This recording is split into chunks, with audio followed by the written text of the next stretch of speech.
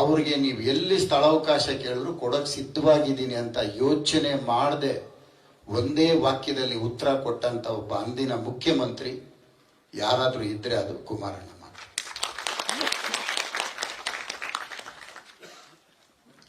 ಆ ಒಂದು ಕೊಟ್ಟಂತ ಒಂದು ಸ್ಥಳ ಅಣ್ಣವರ ಇವತ್ತು ರಾಜ್ಕುಮಾರ್ ಕಂಠೀರವ ಸ್ಟುಡಿಯೋ ರಾಜ್ಕುಮಾರ್ ಸಮಾಧಿ ಆಗಿತ್ತು. ನೆನೆಸ್ಕೊಳ್ಲೇಬೇಕು, ಒಳ್ಳೆಯದನ್ನ ನಾವು ಮಾತನಾಡಲೇಬೇಕು. ಚಿತ್ರರಂಗಕ್ಕೆ ಕೊಟ್ಟಂತ ಕೊಡುಗೆನ ನಾವು ನೆನೆಸ್ಕೊಳ್ತಾ ಇರಬೇಕು. ಅದಾದ ನಂತರ ಅಂಬರೀಷ್ ಆವತ್ತು ಅವರೇ ಮುಖ್ಯಮಂತ್ರಿ. ಆವತ್ತು ನಾನು ವಿಕ್ರಮ್ ಹಾಸ್ಪಿಟ್ಲ್ಗೆ ಹೋದಂಥ ಸಂದರ್ಭದಲ್ಲಿ ಅಲ್ಲಿ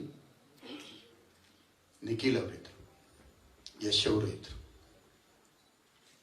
ಸ್ಥಳನ ಗುರುತಿಸಿ ಅಂತ ಹೇಳಿದಾಗ ಕಂಠೀರವ ಸ್ಟುಡಿಯೋಗೆ ಬಂದು ಖುದ್ದಾಗಿ ನಿಖಿಲ್ ಅವರು ಬೆಳಕಿರಲಿಲ್ಲ, ಕಾರುಗಳನ್ನ ನಿಲ್ಲಿಸಿ ಬೆಳಕಾಕಿ ಈ ಸ್ಥಳ ಸೂಕ್ತವಾಗಿರುತ್ತೆ, ಇಲ್ಲಿ ಮಾಡಬಹುದು ಅಂತೇಳಿ ಯಶು ಇದ್ರು. ಇವತ್ತು ಈ ಕಾರ್ಯಕ್ರಮಕ್ಕೆ ಬರಬೇಕಾಗಿತ್ತು, ಬರಲಿಲ್ಲ. ಅದು ನೆನೆಸ್ಕೊಳ್ಬೇಕು. ಆವತ್ತು ಆ ಜಾಗ ಗುರುತಿಸಿ ಕೊಟ್ಟಿದ್ದಕ್ಕೆ ಅದಕ್ಕೂ ಸಹ ನಾವು ಕುಮಾರಣ್ಣ ನೆನೆಸ್ಕೋಬೇಕು. ಬಹುಶಃ ವಿಷ್ಣುವರ್ಧನ್ ಅವರು ನಾವು ಕಳ್ಕೊಂಡ ಮೇಲೆ ಆವತ್ತು ಕುಮಾರಣ್ಣ ಮುಖ್ಯಮಂತ್ರಿ ಏನಾದ್ರು ಇದ್ದಿದ್ರೆ ಅದಕ್ಕೂ ನಮಗೆ ಸ್ಥಳಾವಕಾಶ ಸಿಗ್ತಾ ಇತ್ತು.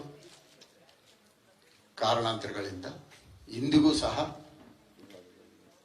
ನಾವು ಆ ನೋವಲ್ಲಿದ್ದೇವೆ. ಪ್ರತಿ ವರ್ಷ ಸೆಪ್ಟೆಂಬರ್ 18 ಬಂದಾಗ